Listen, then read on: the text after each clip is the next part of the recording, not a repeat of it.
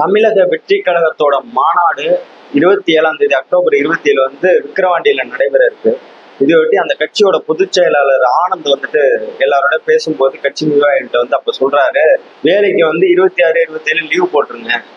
நீங்க வந்து வராமலாம் இருக்கக்கூடாது. உங்களுக்கு வந்து உங்களோட மேனேஜரோ இல்லை ஓனரோ வந்துட்டு இப்போ வேணாம் லீவ் தரமாட்டேன், உனக்கு வந்து சம்பளம் தரமாட்டேன்னா வேணாம், இல்லை வந்து உனக்கு இது கிடையாது, போனஸ் கிடையாது அப்படின்னு சொல்றாங்களா, வேண்டாம், அதெல்லாம் நம்மளுக்கு வேண்டாம், நம்ம தளபதியை பார்த்தே ஆகணும். இல்லை அதே போல உனக்கு வேலையே இல்லைன்றாங்களா, எனக்கு வேலையே வேணாம் அப்படின்னு சொல்லிட்டு வந்துருங்க, நமக்கு தளபதி தான் முக்கியம் அப்படிங்கிற மாதிரி ஒரு தப்பான கருத்து சொல்றாரு. இது வந்து பேசு பொருளா மாறி இருக்கு. இளைஞர்களுக்கு முன்னுதாரணமா இருக்க வேண்டியவங்க வந்து இந்த மாதிரி பேசுறது வந்து ஒரு அப்பட்டமான செயல் வந்து இதை வந்து விஜய் அவர்கள் வந்து கடும் நடவடிக்கை எடுக்க வேணும். இல்லைன்னா இது போன்ற இளைஞர்கள் வாழ்க்கை வந்து கேள்விக்குறியாயிரும். அதே போல இவர் வந்து உங்க கட்சியில இருக்கிறது உங்களுக்கு தான் பிரச்சனை.